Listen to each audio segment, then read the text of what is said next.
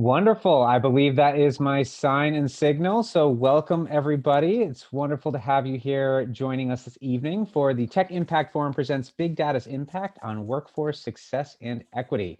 My name is Ben Lamb. I'm the Director of Economic Development at One Berkshire and one of the lucky folks that gets to work with the Ollie team on putting together this fantastic series that launched just a couple of months ago now. And we're really excited to see so many folks joining us this evening. Just a quick housekeeping piece here. There will be plenty of time for Q&A at the end of this evening's session. So if you would like, please post any questions that you have in the chat or Q&A function within Zoom, and those will be collected, curated, and presented at the end so that you can get amazing responses from our two participants in this evening's presentation. So I have the pleasure of getting to welcome and introduce, at the very least, both of our illustrious guests this evening. I'll introduce her first, but she's going to talk a little bit later. I'm going to start off with Danielle Gonzalez. Danielle Gonzalez leads the Human Resources team at Williams College. Her responsibilities include strategic planning, policy development, and HR forecasting and workforce effectiveness. Danielle and her staff are involved in day-to-day in diverse and complex arenas of employee relations, compensation, organizational and program development, workforce concerns, and legal compliance. Ms. Gonzalez is a member of the College and University's Professional Association for Human Resources and the Society of Human Resource Management. She also currently serves as the chair of the board of One Berkshire, which we are very lucky to have her. So thank you, Danielle, for joining us tonight. Thank you, Next Ben. up, oh, absolutely. Next up, and who I will hand the baton to so he can take it from here, Haig Nalbantian. Haig is a senior partner and co-founder, co-leader of Mercer's Workforce Sciences Institute, a labor organizational economist and pioneer in the new interdisciplinary field of workforce sciences. He has been instrumental in developing Mercer's unique capability to measure the economic impact of human capital management. In over 25 years of consulting, Haig has worked with many high-profile organizations across the globe and in virtually all sectors to introduce or strengthen their use of evidence-based human capital management. In 2019, he was named one of Consulting Magazine's top 25 consultants for excellence in client services. A prolific prize award-winning author and researcher, Haig has published extensively in leading academics, business, and professional journals on the use of advanced analytics to inform workforce strategies, including strategies to strengthen workforce diversity, equity, and inclusion. And that is what we are here to hear tonight. So without further ado, I would like to welcome everyone and welcome Haig to the microphone. Well, thank you so much, Ben. I trust everyone can hear me okay.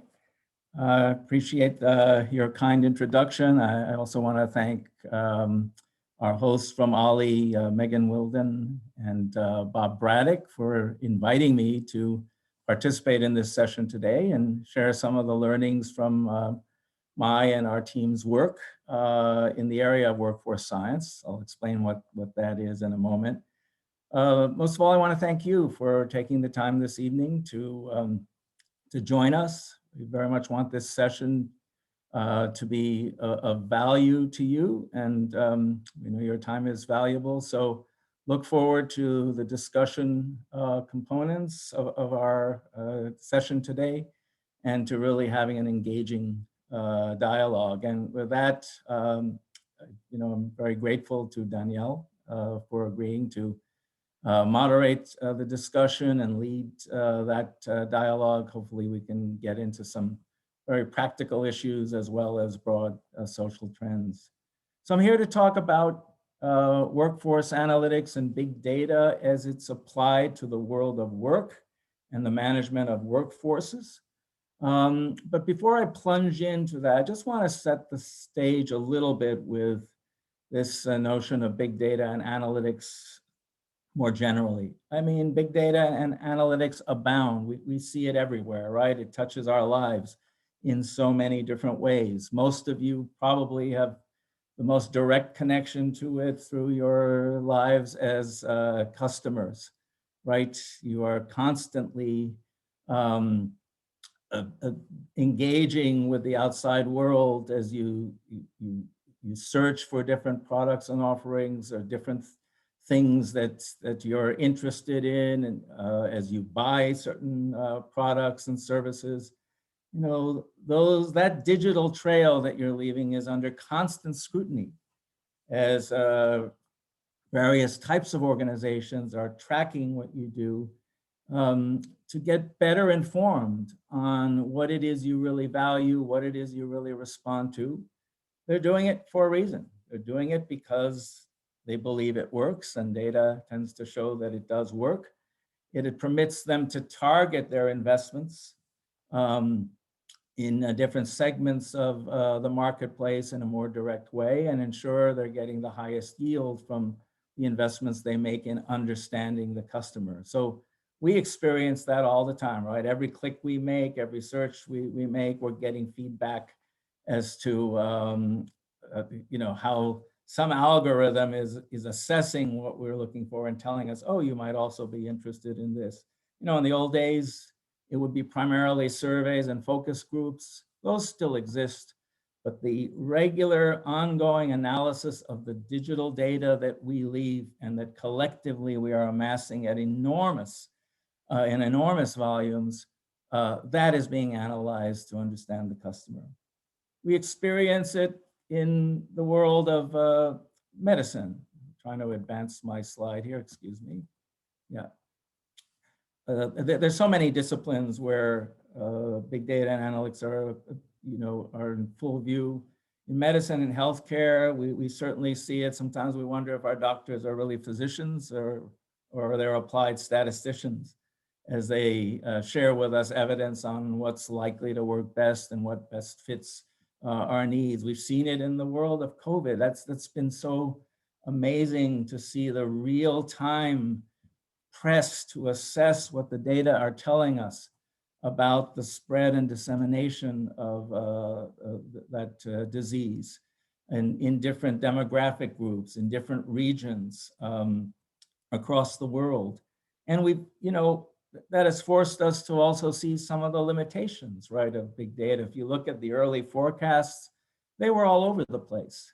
And yet they were needed, right? And what other mechanism is in place to digest things that are happening and help us make more informed decisions, whether it's from a public policy standpoint, from a business standpoint, or as individual customers and healthcare users. And then finally, I'll just end on this one with sports. I'm dealing with an audience here, primarily from the Berkshires and Massachusetts. So there are probably a lot of Red Sox fans on this call. I'm an old Yankee fan, lifelong. We've seen how big data analytics under the name of sabermetrics has transformed the sport, and how the old way of assessing talent with your eyes and ears, that gut feel about who's going to be a great player, has been displaced by results of analytical models that are predicting who's going to be the best player, who's going to contribute the most. And this is being used to inform talent acquisition decisions, in-game strategies for how you deploy your team, your defense, your offense, as well as to inform contract negotiations, what the clubs are willing to spend on various players as they need. So we've seen that in full view. I'm sure there are some who respond to that and say it's ruined the game, and there are times when I get that sense too. Say, how can they do that? The model may say, do this at this particular point in time, but there's the uniqueness of the moment and the events that are coming together at a particular moment that also are important, and sometimes they're lost. So I think an important aspect of this is the recognition that big data and analytics is not some mechanical exercise that you follow in a rote manner to make your decisions. In the best of all worlds, it is there to provide another source of valuable information to inform your decisions, and you bring it together with other sources of information. Yes, intuition, yes, gut feel, yes, comparisons to what others are doing. You do this to get to the best place possible. Now, our domain of workforce management and the HR function was a bit slow to in its take-up of big data and analytics. But whatever slowness there was at the start, that is certainly, that's now ancient history. The use of big data and analytics has really accelerated to the point where, especially in larger organizations, it is the basis of many of the most critical decisions organizations make around their workforce, who they recruit and hire, how they develop people, how they reward people, how they supervise and manage people, how they share information across their workforce and across the leadership. Many of these decisions are now driven by the results of analytical models. And the reason is that we are now sitting on volumes of data related to the workforce and the performance of the workforce that are much more easily accessed than they used to be.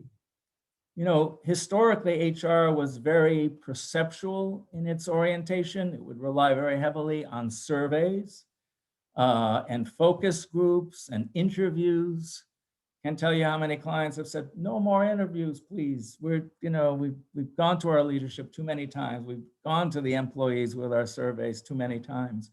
But that was the historical norm. And there's a lot of value, of course, in hearing what people think and how people assess what's going on in the day-to-day of their workforce and what the policies and practices are.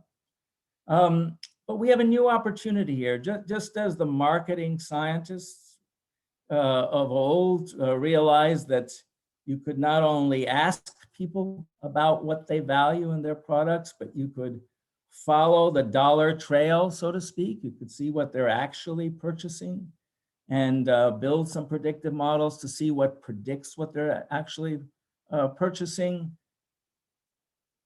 They saw the opportunity to not only get the stated preferences of people, but to get the preferences and the values that are revealed through actual behavior. And we now, in our domain of workforce management and HR, have that same opportunity because we're sitting on databases that speak to what's happening to our workforce and to our business every day. So think about it, every day people are deciding to stay or leave their organizations, right? It's a 1-0 variable. You're there or you're not there.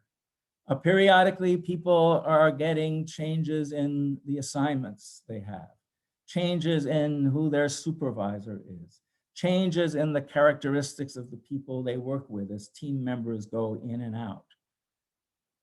Annually, sometimes more frequently than that, people are getting promoted or not. They're getting pay increases or bigger pay increases or smaller pay increases. They're getting high performance ratings or average or even low performance ratings. All of these events are happening on a regular basis.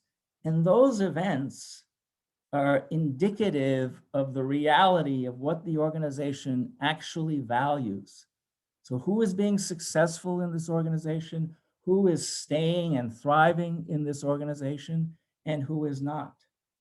And it's also indicative of the reality of what the organization itself is really doing.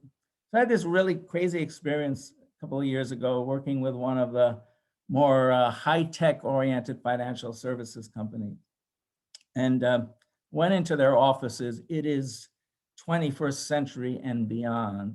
Everything you could imagine around the modern workplace, with all the facilities and all the amenities, and no more offices, little pods where people sit and big pods where people congregate. It signaled the frontier, really, the frontier of the modern workplace. And in looking at that, you'd say, wow, this must be an incredible place to work, must be very entrepreneurial, very driven by innovation and self-management, people determining what it is they want to do and sharing information with each other. That was, in some sense, the world of say what people are saying, right? They're communicating through their physical plant what this organization is all about. Then we did some data analysis. We followed the a trail of actual workforce events. And we noted, a particularly interesting issue that there wasn't a lot of turnover in this organization, but there was a heck of a lot of what we call quick quits. People who are leaving very rapidly within the first 6 months to a year of their employment. And that signals to some extent that there is a mismatch here, right? That the employee is not well matched to the organization. They didn't discover that in the screening process and recruitment process, but once the employer and employer together, the recognition that that isn't a good match is there, and the employee leaves. As we dug deeper, one of the things we found is that for all the messaging around being a very entrepreneurial type organization that we got through the perceptual data and through the physical plant, this was in fact a very command and control organization. Everything was tracked digitally and in person. And in fact, what was happening is that employees coming in with one perception about what this employer was like, started experiencing a completely different world from what the employer suggested. And this led to this phenomenon of quick quits. Once people accommodated to that, they would stay, because there are a lot of good things about being employed by this company. But it speaks to this difference between the say side and the do side of workforce management. And I can give some further examples on that later. So we have this new opportunity. We're sitting on all of these data. The plus side, if I'm to venture an opinion here as to the value of this approach to workforce management, is that it has in fact elevated the workforce to the C-suite level. Traditionally, workforces have been viewed more as a cost of doing business. The focus is on expense and on how to manage that expense. Organizations would say our workforce is an asset. Some would say it's their greatest asset, but they did very little to convey that they actually view the workforce as an asset and manage it as an asset. Well, in this big data environment, it's much more feasible to do that. And we're seeing dramatic changes in organizations' views of their workforce. I think even in this COVID response, certainly among the larger companies, we didn't see the immediate quick resort to layoffs and cost cutting through workforce action that we saw even the last crisis in 2008, 2009. And part of that was recognition of how much value is at stake in those workers, particularly frontline workers. And that if you just walk away from those assets, you're actually walking away from investments you've made that cannot simply be reconstituted, on short notice. They have to be built. And so this more disciplined approach, this more economic-oriented approach, and this approach that elevates the workforce to its rightful position as a significant driver of value in organizations has really taken hold. So I want to speak to you. I've been at this for well over 25 years now, and it's been a long journey to see how HR has changed through this process.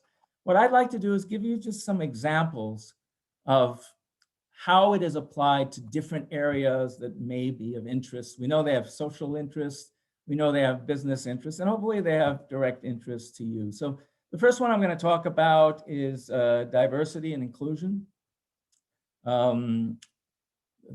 This area of application has really grown dramatically in the last few years. As I said, I've been doing this work for a very long time. In the early years, we were highly constrained by legal concerns. So corporate legal would get into the mix and say, oh, we have to be really careful. We don't want to expose disparities and issues that may give us legal risk. And often they would ask for that report to be delivered separately through legal, so it was to some extent protected against discovery. Amazing changes in the last 5 to 10 years. More and more companies proactively using their data to understand where are the barriers, what are the things that are getting in the way of our ability to secure a more diverse workforce, to have more women and people of color in middle and leadership levels, to pay equitably and ensure that people understand we run an inclusive environment. What are the things that are getting in the way? It's easy to play the numbers game and have quotas or targets and look at percent promotion, who are women, percent of people of color who leave the organization in any given period. It's far more challenging to get to the root causes, the things that really drive those outcomes, so that in addressing your diversity, equity, and inclusion issues, you are not only doing things that improve those outcomes, but you're also doing it in a way that's consistent with your business needs, that it's aligned with the underlying talent requirements of the organization and not just a numbers game. So I'm going to show you a few little descriptive, set of statistics that come through this page. This is what I call an internal labor market map, something we work with all the time, where essentially what we've done is look at where people sit across the various career levels. Here it's for the salary population, levels 4 through 10. And we've broken down what we call the talent flows, the hirings, the promotion, the exits, according to the gender mix. So if you look at the bars in the middle, you're looking at the breakdown of representation for women and men across the career levels. The green is women, the purple is men. You can see there are a lot of women at the lower part of the organization up until you get to level 7, and then suddenly there's a big flip. Proportionally fewer women than men beginning at that level. I call it the flip. I've got to tell you that this past year was the first time, 2020, I should say, in my 25 plus years, where I did not see the flip, even in organizations that have high percentages of women. The unfortunate reality is that we see this consistent reduction in representation, both of women and people of color, as we move up the organizational hierarchy. It has gotten much better in recent years, but that reality is still there. If you want to get to the source, well, one of the things you're going to look at is promotion rates. So I've called it out in the box there. You see suddenly at that level, only 5% of the women in that level are being promoted on average each year, compared to 12% of the men. And maybe that's one of the reasons that's the one career level where you have turnover of women actually higher than that of men. We haven't proved that yet. That's where you need more sophisticated analytics. But it starts to raise the questions about, well, what's going on at that level? Is it pure bias? Pure discrimination, or does it have to do with underlying factors like the roles people are in at that level, like the part of the business in which that level is concentrated? Are women in those parts of the business where more promotion is happening? You can begin to get to the source of the issue and test them in more rigorous ways. And here is an example where we're looking at results from a model of the drivers of promotion. Instead of just surveying people on what's behind promotion, we actually build predictive models that said what factors make it more likely that an individual of certain characteristics will advance in a given period, what makes it less likely. And you can see from this model that even after we account for everything else, women are significantly less likely to be promoted.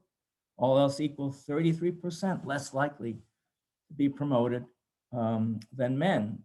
And again, while this has improved a lot in recent years, I have to tell you that it is still the dominant direction of finding that we have in working with organizations. And these are elite, highly committed organizations committed to diversity. There's still things going on that get in the way. So being able to get to root cause and understand what's really happening is very important here. And I think the best way, the thing that I find most interesting, and I'd like you to think about the most as you think about your own careers, as you think about your own employers, as you think about your own business, and the world that you're creating there, is this notion of how the different parts interact with each other.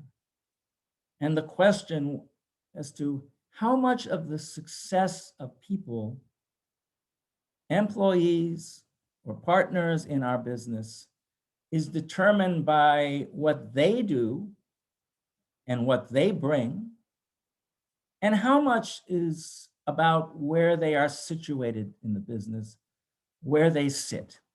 So let me try to explain this slide, because this is one that I think communicates a lot of what we see happening out there. So I'm showing in the columns 3 different outcomes that we are modeling statistically. The probability that people stay with the organization, retention probability. The probability that an employee gets a high performance rating in any given year. So if you had a 1 to 5 rating system, this would be, you're in the bucket of 4 or 5. So you got a high rating. And then the probability that you get promoted in any given year. There are many factors we're considering, but on this page, I'm honing in simply on what I call situational or circumstantial factors, things relating to where you sit. So the first couple of rows are about the role you're in. So as you can see, there's a lot of green around here, particularly around promotion and to some extent around rating. So if you're in a client-facing, a customer-facing position in this firm, this happens to be a large insurance company, global, you're much more likely to be promoted. 85% higher probability of advancing than another employee similar to you in all other respects who is not in a client-facing role. They may be in an internal role. Being a supervisor or a people manager, very impactful on both rating and promotion, right? So in this company, if you're a supervisor, you're much more likely to be promoted, almost 100% higher probability. And you're also much more likely to get a high rating. And since ratings drive most of the outcomes in large employers, well, it's going to have a very important consequence for everything else that happens to you. So roles matter a whole lot, and we find particularly for women, they are critical. Who you report to. I'm just going to call out a couple here. So reporting to someone at a more senior level. So this simply means if a typical reporting relationship is 2 levels, so I report to someone 2 levels in the hierarchy above me, but now another employee who is similar to me but reports to someone 3 levels above, that individual is significantly more likely to be promoted, significantly more likely to get a high rating. The impacts are even stronger in this company if you report to a highly rated supervisor. So your supervisor, him or herself, is getting high performance ratings. That cascades and benefits you. You'll see there are also some things that work in the negative, right? So if you had a change in your supervisor in any given year, in this company, all else being equal, you're also more likely to leave the organization, almost 40%, 37%, and you're less likely to get a high rating. If you work on a smaller team than the typical team in this organization, promotion is much more elusive, right? 82%. Now, what does this have to do with diversity? I haven't mentioned really demographics as of yet. What I'm essentially doing is giving you an insight into a success profile, factors conducive to success, factors that inhibit success. And now we have the opportunity to put the demographic lens on this and ask the question, how is it playing out for people of different demographic, in different demographic groups? And I can tell you in this company, the answer was quite differently, and the results were quite adverse to women and quite adverse to minorities. So specifically in the roles, both women and people of color, much less likely to be in supervisory roles. They just weren't getting the opportunity. They weren't getting the at-bats, so to speak, to be in a position to advance because they're not getting into the role that most accelerates your advance. Women, and particularly people of color, were much less likely to be reporting up or reporting to higher performing supervisors. And part of that may be they're not they're in the jobs and occupations, they're getting less attention from the business. So they're not giving out as many higher ratings. They're not giving out as many, as big a merit increase for those groups. And it's hurting their diverse talent. And in this company, this wasn't the case for women, but it was certainly the case for people of color. They were much, much more likely to be on small teams. So the reality here, in a nutshell, is that this organization found through the data analytics that it wasn't positioning its women and people of color to succeed in the same way as it did its white males. It wasn't a matter of lower performance. It wasn't a matter of not having the individual backgrounds, experience, pedigrees to be successful. They had a lot of people with the individual characteristics that pointed to success, but all too often, diverse talent was not being put into situations that were conducive to success. You can imagine how helpful this can be to an HR or diversity function that now has the ability to look at its talent broadly and say, who are the up and coming employees, particularly women, particularly people of color, who we really want to keep, we really want to see thrive here. Who are the ones who are well-positioned?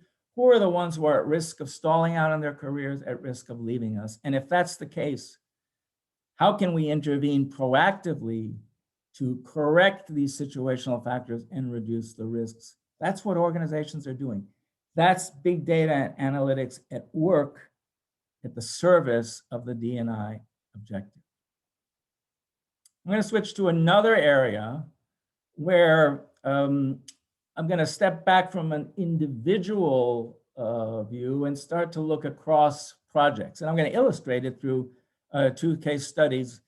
You all know about longevity. You all know that there is a pressure for people to work longer, both because pensions have weakened, financial well-being is less,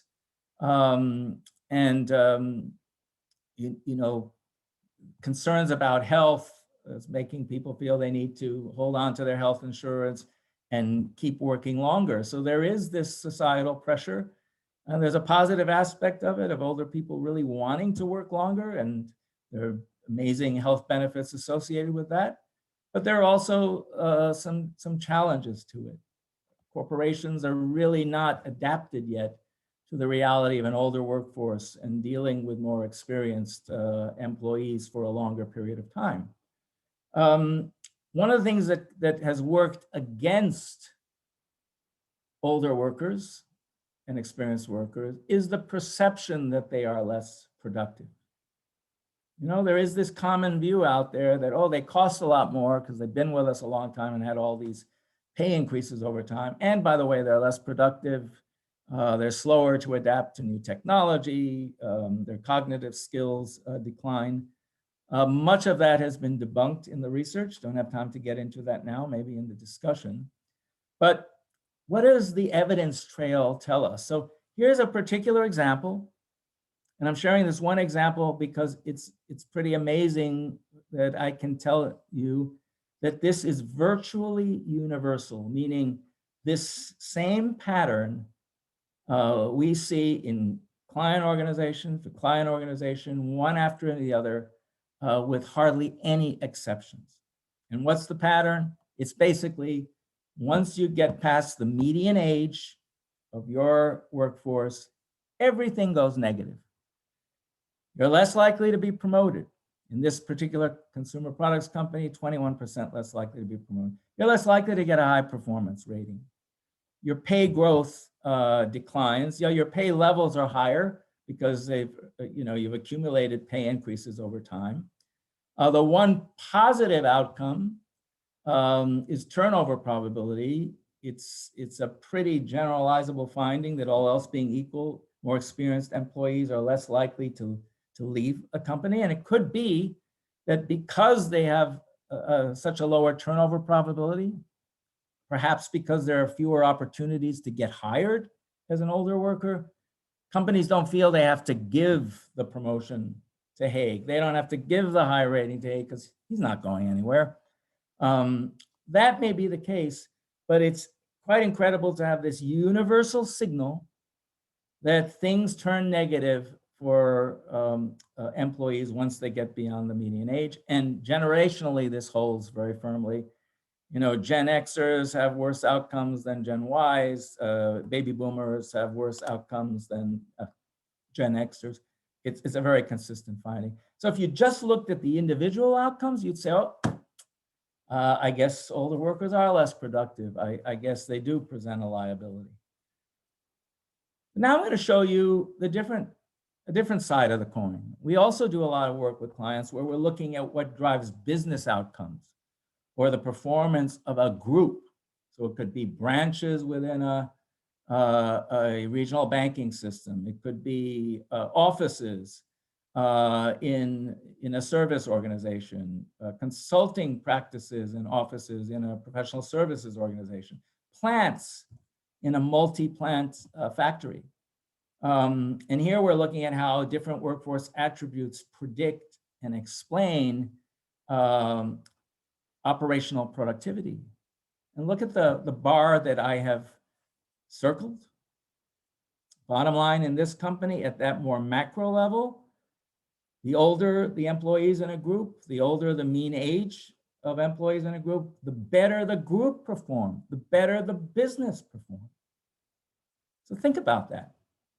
After all, businesses are most concerned with their business performance. So when you put this more macro lens on the issue and use your data and analytics, you're getting a positive outcome in this instance. And it's saying actually the more older workers in a group, the higher the mean age, the higher the performance and productivity of the group. Okay. Now, this is not a universal finding. I could show you other examples of companies where age doesn't have a positive effect.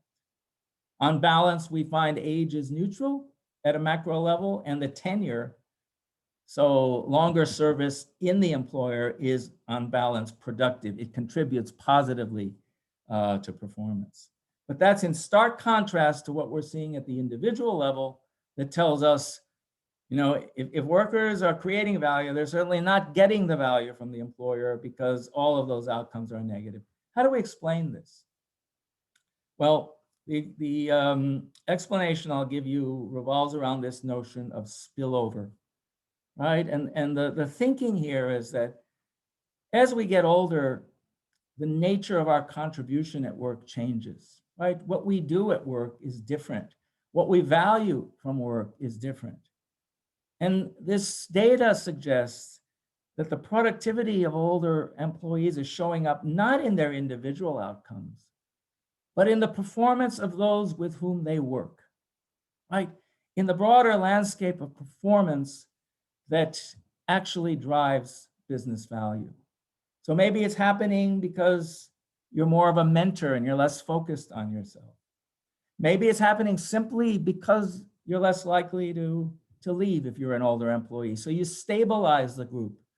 And if turnover in the group is damaging to performance, your mere presence as an older employee in the group is reducing turnover directly through your own lower turnover probability and indirectly because you're reducing the turnover probability of those with whom you work.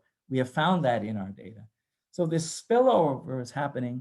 And the message it gives is that organizations that simply apply the individual lens, something we see too much of, in my view. There is this fixation on individual performance, pay for performance, all of these very individual things. Organizations that do that may miss the story. about their older workforce and may come away with the wrong view as to what the real value is. And if they do that and they make decisions to undermine their older workers, exit their older workers, weaken the pension plans, and make older workers less financially secure through the changes they make, the net results will be damaging to their business. So big data and analytics offers the prospect to know your own house, so to speak. Dig in and understand what's going on in your own world. Are your older workers contributing? How are they contributing? Do you have blockages to the advancement of women, the advancement of people of color? Are you undermining your frontline workers by paying them too little, when in fact, paying them more could actually lift their productivity, reduce their turnover, and more than pay for itself? I'm not here to generalize about those outcomes. I'm here simply to say that big data and analytics and this prospect we have for digging deep in our data and understanding what's truly going on provides us an opportunity to make more informed decisions, to do what's right for our business and our organization, for our own employees, and not to operate on the basis of stereotypes, conventional learnings, which often are misleading to employees. So I'm going to stop there.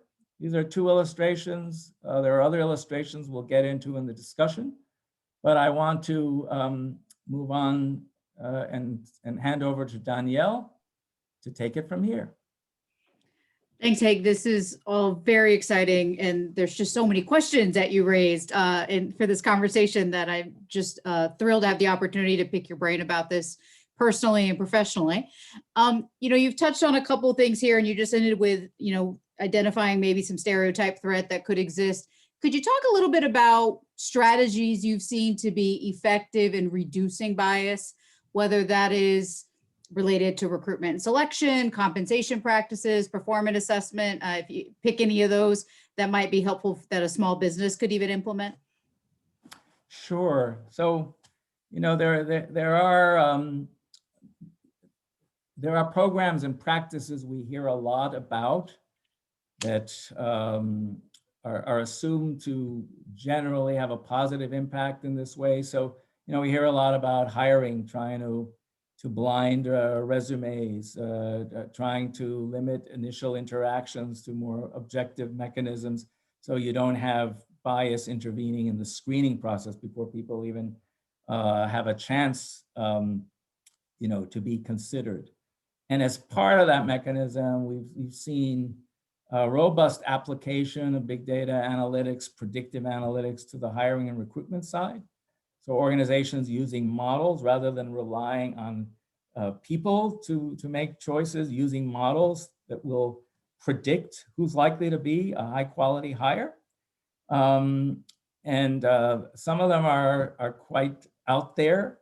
Some of them use gamification. That is, they simulate games. They entertain games that simulate the work experience, and they try to see how people react to stimuli on the screen, how they solve problems, how they approach the problem. And presumably that's providing kind of a neutral filter, right? That is judging people. You don't know the color of the person. You don't know the name of the person, the background of the person. You're just looking at how they act and make choices. So presumably that's going to create more objectivity.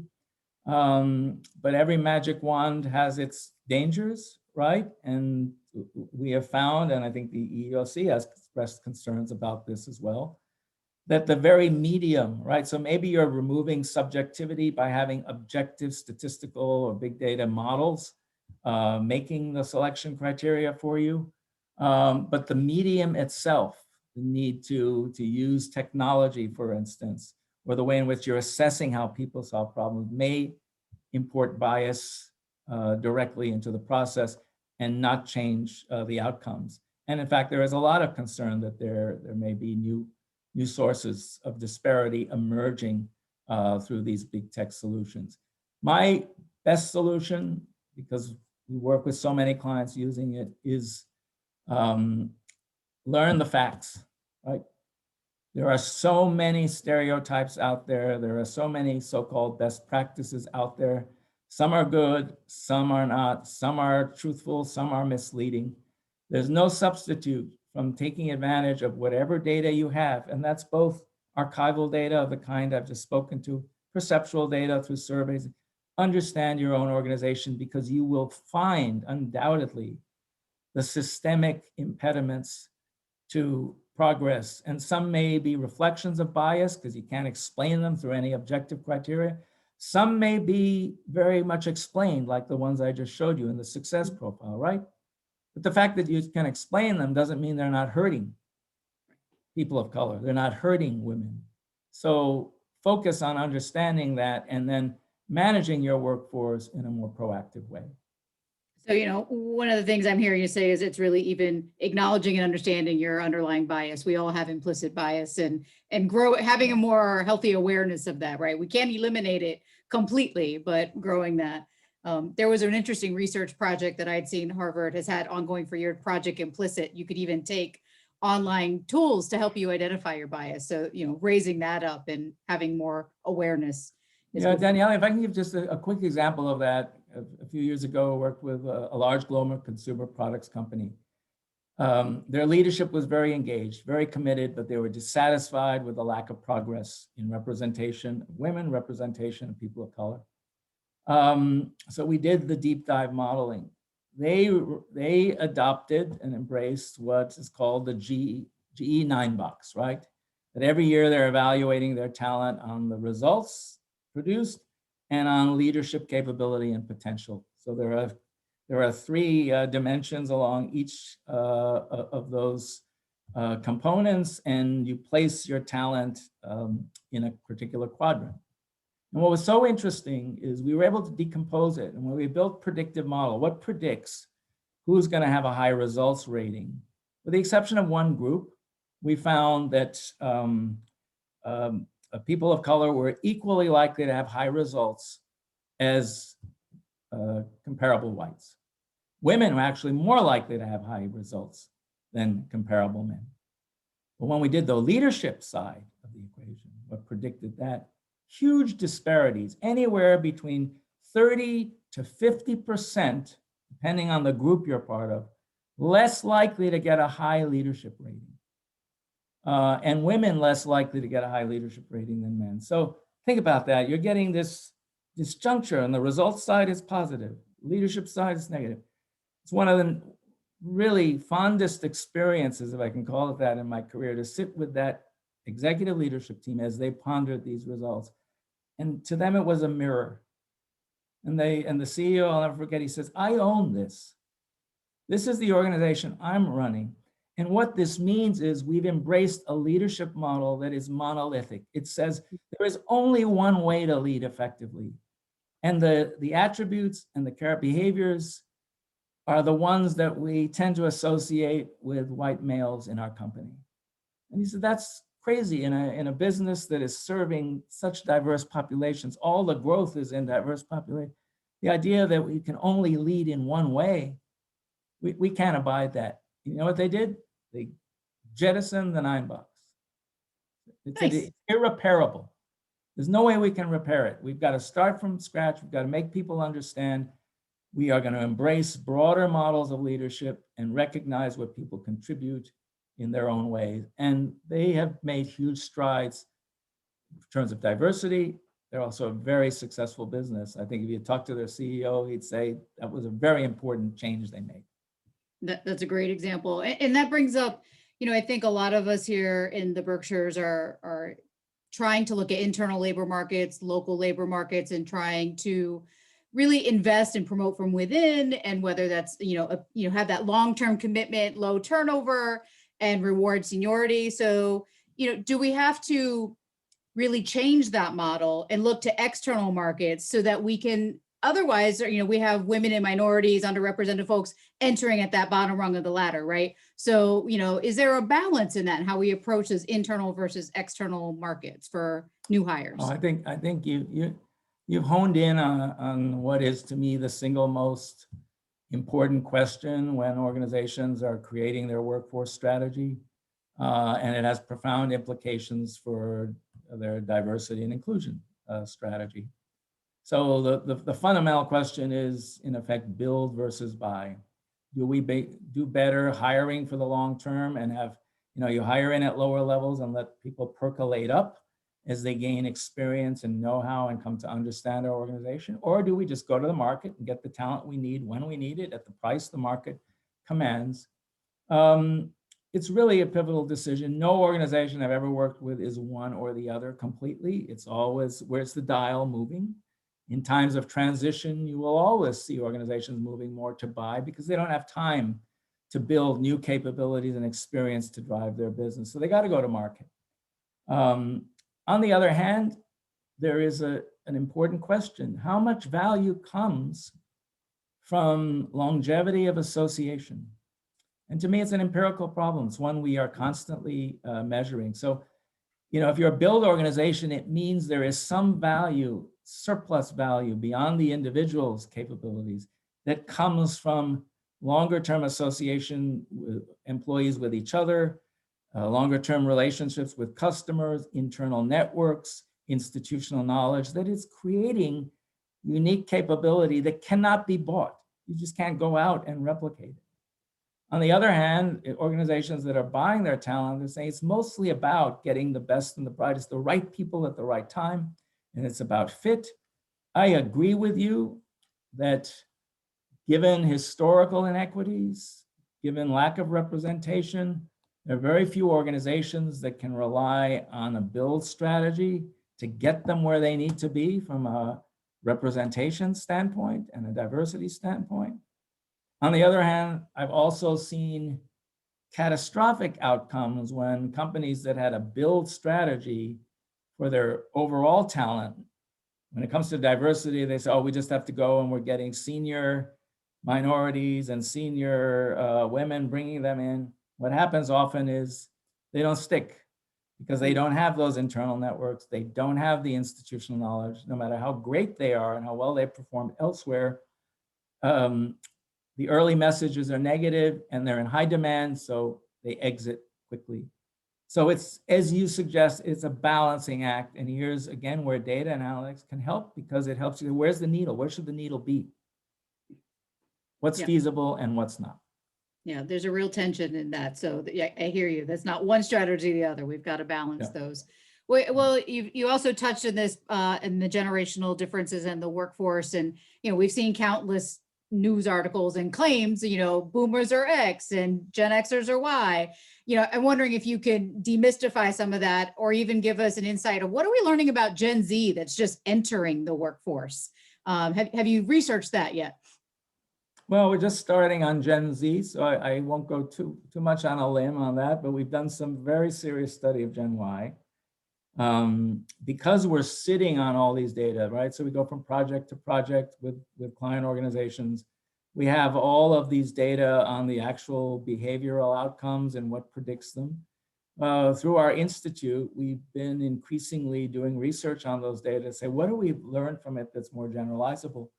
And the issue you just raised is a big one, because a lot of our clients are struggling with their Gen Y millennial populations, right? The people born in between 1980 and 1995, I believe, is the general range for Gen Ys. And they're trying to say, how do we manage this workforce? What will appeal to them? There is a whole lot of perceptual data out there. I mean, you can't pick up a magazine or read an HR report without some reference to a survey that was done that shows Gen Y's value X, Y, and Z.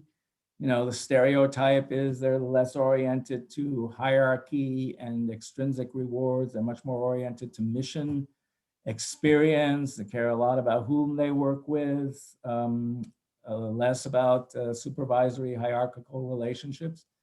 So that literature is out there. So what we did is, we took a collection of companies in what we call our Uber database, where we pooled the company data. And we just looked at the turnover behavior, right? The idea is turnover is an expression. People are voting with their feet.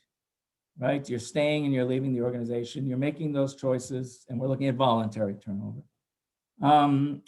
And through the models, we're trying to understand what are the predictive antecedents of the actual turnover. So what predicts whether people stay or leave? And we divided it up based on generation. And while there were a few things that aligned with the stereotypes, there were some major differences. So for instance, the idea that hierarchy doesn't matter, we found promotion and lateral moves matter a lot, but they're actually predictive of exit from the company.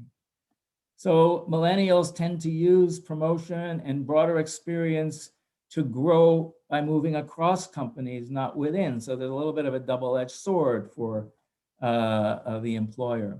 On flexible work benefits, things like part-time status, reduced hours, we found much heightened sensitivity to that, but in a negative way, meaning, so millennials on a part-time basis, much more likely to leave than Gen X or a boomer on all else being equal on a part-time basis. And one that was really interesting concerns pay. So we hear a lot about people wanting to get the benefit of the results of their work. So companies put in pay for performance, right? So you have more and more variable components of your pay as opposed to heavy reliance on the base wage. And all of the survey data made us predict that millennials would be far more likely to stay if the variable components of pay were existed and were greater, and the payouts under variable pay were greater. It was the exact opposite. The higher the proportion of base pay, the more likely they were to stay. And when you think about it, that actually makes economic sense, right? They're coming out with a lot of student debt. They have costs, mortgages. The predictable part of their income is very important. So you might say, I value being more entrepreneurial and having more of a stake in the outcome, but economic reality may interpose itself. Turned out the boomers cared more about variable pay. The boomers were more responsive to internal movement. That's what made them stay. If they stall out and they're doing the same thing, they'll retire and leave, but you give them change in their venue, they'll stay. So we learned that good supervisors and high base pay relative to variable and a very carefully modeled experience was what made millennials more likely to stay and thrive in an organization. They still leave. Typical difference in turnover probability for a millennial as compared to a Gen Xer is about 20%. Wow. So all else being equal, if you're a Gen Y, you're about 20% more likely to leave in any given year than an otherwise comparable Gen Xer. But there's huge variation around that. So we'll have some clients where it's 60, 70%. And we know there's a red flag. Ouch. What are we doing wrong? We're definitely not appealing to that generation. And I've had others where it's next to non-existent. So what are they doing that is right, that is providing the kind of work experience that the millennials want? Again, I come back to the value of data and the analytics. And if you're not big enough to do it, you can still use simple descriptive data. You can still use perceptual inquiry. It's focusing on this question of what people value and what the organization values. And are they aligned? Are they coming together, or are you sending distinct messages? Absolutely. I mean, I'm thinking about total compensation and looking at the whole all the time. And one of the ways I think the college has invested, but a lot of local businesses are looking at employee wellness initiatives and how we try to control the cost of healthcare, whether you're self-funded or experience rated. These are really critical costs to a business. Are these wellness initiatives having an impact, or is that part of the total compensation? I think they are, but as in everything we do with clients, what we found is that the context matters a lot. So there is a tendency, so wellness initiatives, investment in health and well-being, they tend to be driven by the benefits function, right? And if you go to the consultants, you'll have the health and welfare consultants, and they'll be in there and they're doing their thing. They talk the same language. And there's a lot of programmatic dialogue.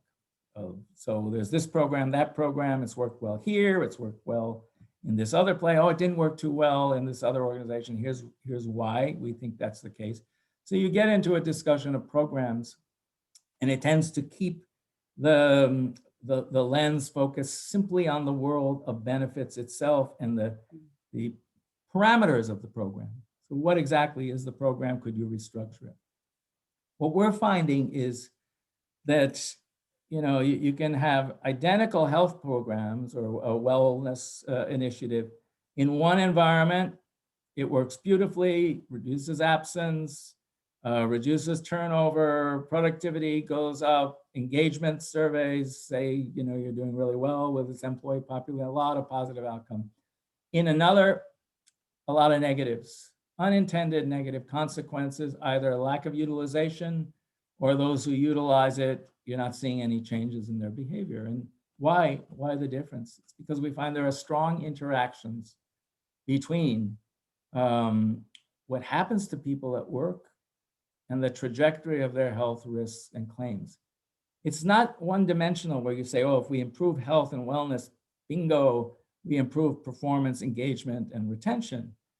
It sometimes works the other way around, that if the work environment is better, meaning people are stimulated, performance assessments are accurate and fair, people's careers are not stalling out, they're advancing, they're able to do new things. We find in our modeling that feeds back onto health. And I finished a project with it's another consumer products company. I'm not a specialist in consumer products, but I've had some of my most interesting experiences with those companies, where we found, in fact, that productivity drove health, not the other way around. So, what was happening to, especially their frontline workers, what was happening to them at work far more predicted their future health claims and their future health risks as individuals than improvements in their health predicting improvements in productivity. So my message there is, it really comes together. And I want to give you one example that dovetails with diversity and inclusion as well. It's fascinating. We're still exploring the why, and I'll welcome input from the audience on interpreting this result. So in this company, we found demographics matter a lot with respect to health. Bottom line is that women's health costs and risks are higher, and that's throughout their career. Women start high and slowly increase as they age. Men start very low, they stay low, and then boom, they get into their 50s, the health costs and risks skyrocket. Very different trajectory. So when you get those kind of results, the first instinct is, well, we don't even want to touch that, right? Because you don't want to do anything that might create bias or influence decisions around health because of gender, race, et cetera. When we did the model, and we found a really fascinating thing with respect to women, that those health claims and risks, particularly as they got older, were very sensitive to whom they worked with. So they were driven primarily by women who were working in groups that were predominantly male, where the women were small minorities within the group. As the percentage of females grew in the group, the likelihood that the individual female would have higher costs and higher risks diminished very dramatically. We're not talking about marginal benefits. You're talking about very serious benefits. So we're trying to interpret this, saying, is this really about risk and stress, and that's what's driving the outcome? Or is it that women share more with each other about their health, right? And if they're doing something preventive, they'll share that with their coworkers over lunch or now over Zoom, right? And next thing you know, they're taking preventive action, where men are perhaps circumspect and they don't talk to each other about their health issues. It's still up for grabs, and the fun of analytics is trying to get behind something like that. But I think it's saying, that you can have these programs, but you need to put it in context. The workforce is a system of interacting parts. You can't just focus on a silo and think you're going to solve all your problems. You need to think of the multiple facets of workforce management and how they relate to your people. That's a great one. Well, I'd like to squeeze in one more before we open it up for questions. And you may not have a crystal ball, but you have an Uber database. So we wanted to hear what your predictions of future of work are. What are those things that we can all look forward to or fear a bit, maybe? Yeah, so this one has been a challenge for me. I do like to work from hard evidence and hard data in advising organizations on where the value is coming from and what it suggests they should do. There are no data on the future, so that's a real problem, right? I can't model anything that hasn't happened yet. And so the historical view has to take precedence, and yet in this quickly changing world, you don't want to rely excessively on history either. So it's a mix of vision and introspection and analysis of historical data to reach a conclusion. I've tended to shy away at the futuristic view.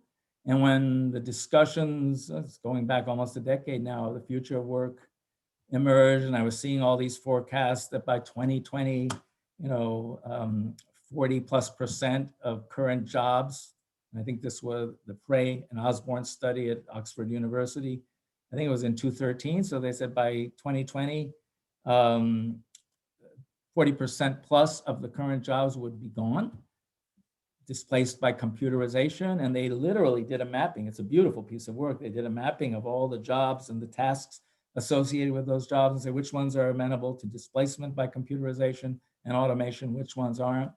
And there were other studies, OECD, McKinsey, they varied in their predictions, but certainly pointed to an acceleration of displacement of jobs far beyond what we've experienced to date.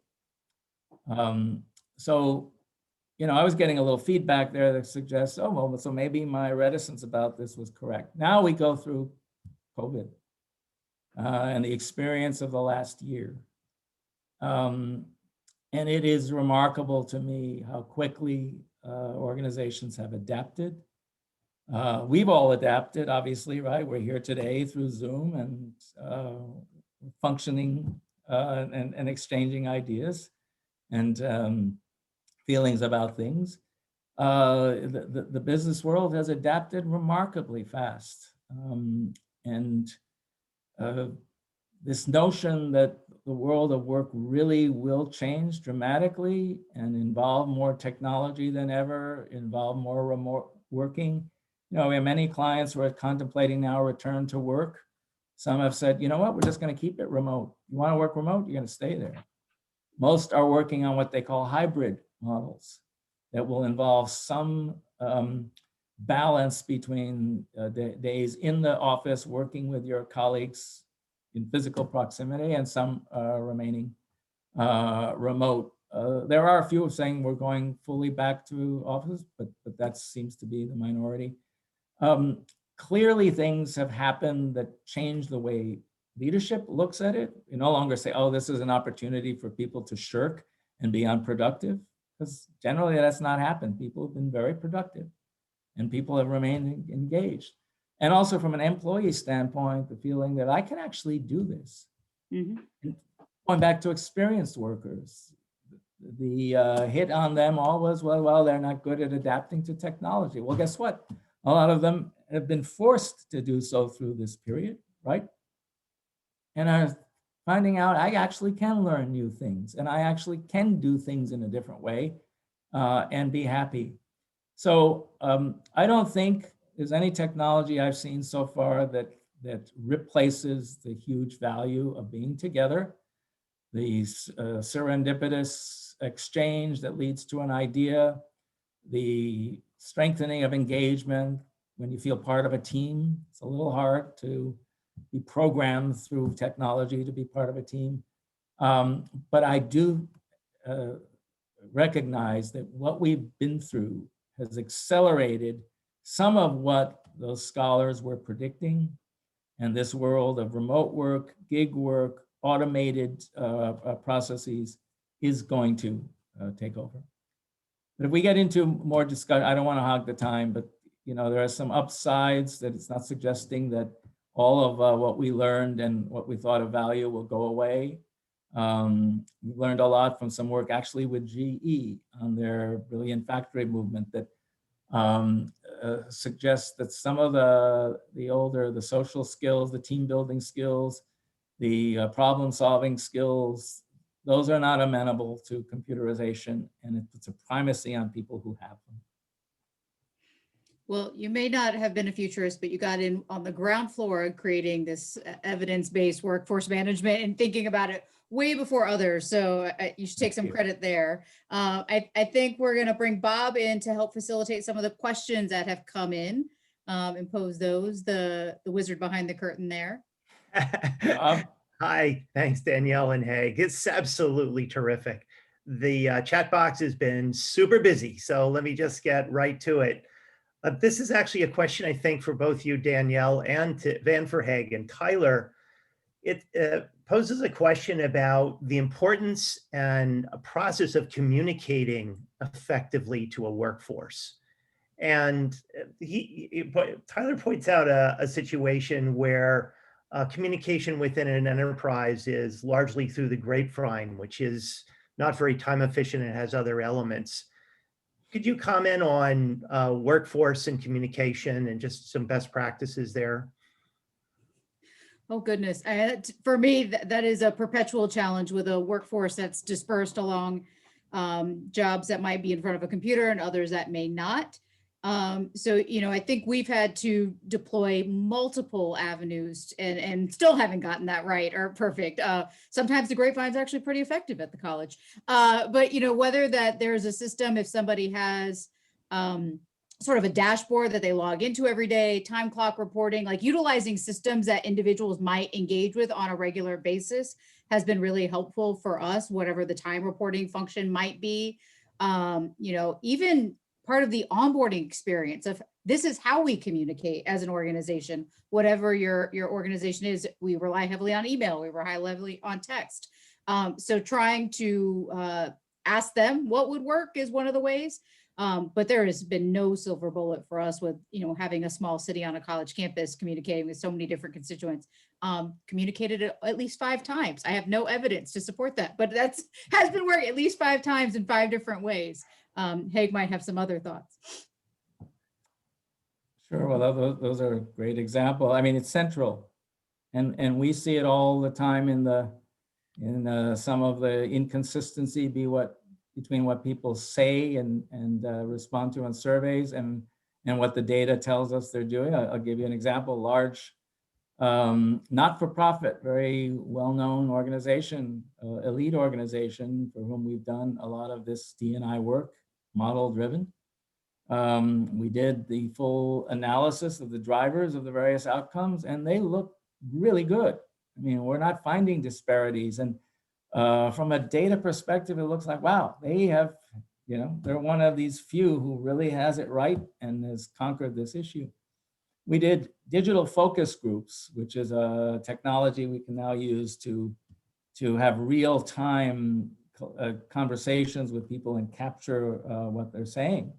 And it can capture up to, one of our focus groups had more than 800 people. So it's very, quite amazing, the technology. I've never seen responses that were more negative than what came through that focus group. You would never know that they were doing a good job from a promotion standpoint, performance standpoint. People believed there were great disparities. People believed that their leadership was disconnected. People believed that people of color didn't have opportunities for promotion. The performance management was skewed against them. So for them, it's all about communication, right? You learn from the dichotomy and say, okay, clearly, number one, the lived experience of people is very different from these tangible outcomes, right? So you can't just focus on the tangible outcome. You have to get to that lived experience, understand it, and then communicate it. But we also should be sharing more. This is sensitive data, but we should be sharing it. So they can kick it around and say, is this really true? Oh, wow, maybe it's better than I thought. Maybe I'm overreacting to one leader who has not been particularly effective, or who tolerates microaggressions or whatever. So communication is extremely important. It is indeed. Doug Farmer and Karen Hines had very parallel questions, and there's several around this about how your model can reasonably and kind of practically be successfully applied in smaller businesses. You've tended to do your work in large organizations with probably very robust HRIS or human resource databases. That's not always present. Are there suggestions you have about kind of how to get started, and some sort of simple tips around getting a little bit more of a read on diversity and equity type issues in those smaller environments? Absolutely, and I'm so happy that question came in. And I can't walk away from my experience that is larger organizations, but we are getting more query, particularly as the social justice movement has come more to the fore in people's minds. We're getting a much more diverse client set coming and asking, what can I do to make sure I'm ahead of this and I'm doing the right thing? And I think here's where you can learn. Some best practice comparisons can be helpful. The best part of data analysis are the questions that it raises as opposed to the answers, because the answers will change over time and drift, but the questions are really critical. Are you asking the right questions? And you don't need to do sophisticated statistical modeling or big data application to be able to unearth some of those questions. So some simple descriptive statistics, like those talent flows of seeing where you're hiring people, where are there potentially some choke points in our hierarchy where it's harder, it seems, for women to advance, it's harder for minorities to advance. Where are we seeing pockets of turnover, and could it relate to certain drivers that have been flagged? And it's those drivers that I would encourage you to focus on. And you can certainly share some readings on this subject, that you look at things like roles, you look at reporting relationships, you look at the external labor markets where you operate, and even if it's just your home market, where are you positioned relative to that market? You look at the groupings of people and who's working with whom, and you don't need to do, for instance, a social network analysis if you're a small organization to get a sense. Certain people are isolated, right? They're not in regular communication with others. They tend to be on the outside. I'm sad to say, in big organizations, we often find, particularly people of color, their networks are much narrower, and they tend to be on the fringe as opposed to in a node, a central place where information is coming or information is being sent out. You don't need to do all that sophisticated analysis in a small organization. You can use your eyes. You can use your ears to try to get to some of those root causes, to say, are there fundamental things we're doing that make it harder for certain groups to succeed here? And if so, how can we address it? And you have the plus side is you can observe more readily, right, in a smaller organization. You don't need statistical models to observe. And you have the opportunity to interact with more of your population, right? Yep. And get from them direct input on what's working and not. Danielle, did you have any thought on that? Well, one of the things that was sort of interesting for us, we have, really robust recruitment initiatives that can have a longer time to fill in higher ed than other organizations that can move a little more nimbly. But us taking a look at, if folks can capture the demographics of their applicants, if they have a system to do that or can create one, or look to find a web form or something that can do that, we were tracking, saying as long as our time to fill would take, we were losing applicants in the process. Mm-hmm. And were those underrepresented folks who there was a greater urgency, they were picked up by another employer. So that was, we were looking at, hiring stats, promotion stats, but like, going even earlier in the cycle is one of those opportunities, but not a data point but to what Haig is saying about building community. Often in corporate models, you will see employee resource groups. And I think there's even an opportunity for small groups, and whether it might not be, there's African-American group, there's a Latinx group, there's different ones. Maybe it's just a staff of color group, just to build a sense of community and, to show and have visual representation in an organization to help build community or make connections other places in the Berkshires. Or wherever you're at. I think those are really great ways to help grow that network that Haig is saying can be smaller. That's great. I'm just looking at this next couple questions, which I find particularly interesting, and I think you both can comment on. So we've been focusing on the power of data, big data, or just some data, as well as observation as you manage a workforce. How does so much relies on relationships? And, John Lowe, for example, how do you use EQ when hiring and promoting? So what is the intersection between relationships and some more subjective assessments of attitudes and feelings with the use of data to most effectively accelerate a workforce?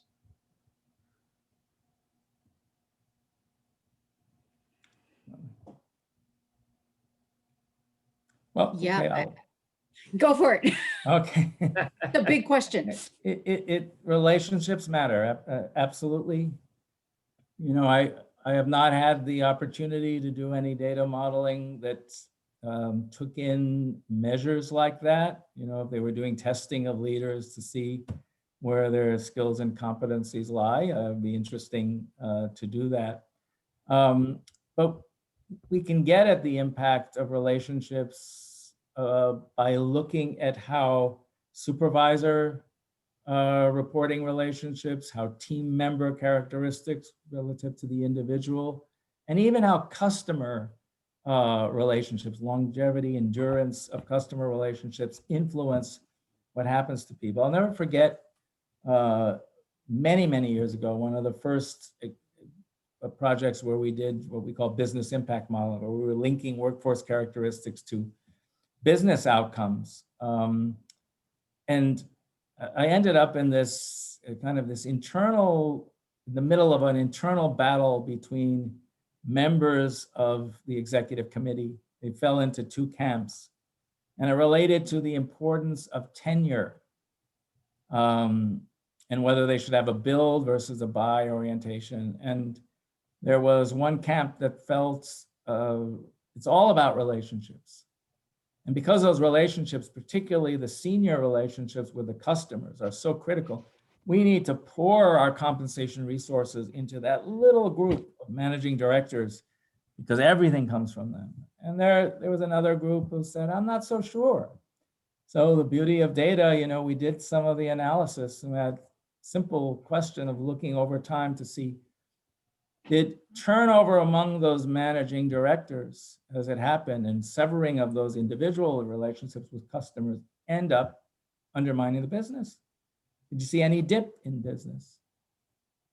In fact, the modeling found the exact opposite, that the teams that had more replenishment of those senior people and had more of the up and coming MBAs into that leadership group far outperformed in terms of profitability, customer retention, and growth, the ones with the most tenure. So you know what the kind of dividing line was? The way we communicated this is, yes, customer X loves to go to the US Open, Augusta, with managing director John. And every year they go and they talk about their families and they've built a relationship over 15 years.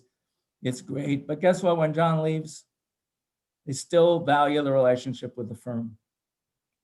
It's not about that individual relationship. And in that instance, the weight of the evidence gave the one group that said it's not about tenure, it's about who we're bringing into our workforce, the upper hand, and they addressed it. Now, I can show you other examples. I can show you certainly in our social network analysis within firm relationships that we see very powerful effects of individual relationships. Certain people, they may not be in the official organizational chart, but they're clearly the go-to people. They're building bonds with these other people, and that's driving the success of the team, not the more formal structures. That may not get exactly to this thing of emotional intelligence of the individuals. We haven't dug down that deep. We can start to identify where these relationships are having an outsized effect on outcomes, and then maybe probe it in a more qualitative way. And there's so many ways to dissect this question. It is a really interesting one. And if I take it to just some, core DEI lessons, I think in terms of leadership, if we're talking about that the emotional intelligence quotient is around empathy and cultural competency, and someone's able to develop that, that's a really important character strength. But I think to one of the examples that Haig mentioned earlier, there's not any one leadership profile. Like, if that becomes monolithic, that's problematic. And if so, if you have this white male dominated leadership profile and those relationships all look exactly the same, that's how the nepotism continues, right? So, I think there has to be some circumstances in there. The EQ can be really important in developing that. And as somebody who really enjoys behavioral personality assessments and those things, not for hire, but in team development, maybe not just at the leadership level, but looking at the team and group dynamics. If you can use those kinds of tools, do you have diversity in that whole team and the balance of those profiles and all those different parts of the equation are really interesting to look at. Yeah, Danielle, what you said reminds me in that organization that I showed the situational factors and how they influence the outcomes. Part of what we found was behind that was what they came to call the fiefdom issue. That in this organization, there were certain leaders who had an outsized influence on everything, and they tended to collect amongst them people who were similar to themselves. Not a surprising result, right? They would recruit people who were like them. They would develop people who were like them. They tended to retain the people who were like them. They rewarded the people who were like them. And so while in some sense, they did have some better financial results, they were undermining the ability of the organization to get diverse because their influence was just outsized. And there was no way of getting around the need to confront some of those leaders and say, we are a firm. We're not just a collection of individual groups driven only by the personality and interests of that group's leader. We are a firm, and we're going to behave like a firm. Fascinating. I'm afraid we're almost at the bottom of the hour, and in respect of everyone's time, I regret to say we've reached the end of this and part of a series of our Transformative Technologies events. And a very special thanks to Haig and Danielle for such an insightful and rich conversation. We are deeply appreciative, and thank all of you for attending and posing terrific questions. I'll just mention that this Tech Impact Forum is part of a collaborative of the Osher Lifelong Learning Institute at Berkshire Community College and the Berkshire Innovation Center in Berkshire, where Ben Lamb, who introduced this, is Chief Economic Driver for the Berkshire region with that organization. And just make a note that our next speaker is Professor Joe Coughlin, who's director of MIT's Age Lab and author of a recent book, The Longevity Economy. And he's going to be speaking online April 29th at 3:30 p.m. on the topic of the new future of old age in today's longevity economy. So it's another free conversation and open to all. So look for that in your email. I've also put Ollie's website link into the chat so you can learn more there about the entire series of lectures that we give both in the past, which you can listen to, and into the future. So for now, thank you all so much. Thank you, Danielle. Thank you, Haig. Thank you. Good night, all. Thank you very much. Thank you.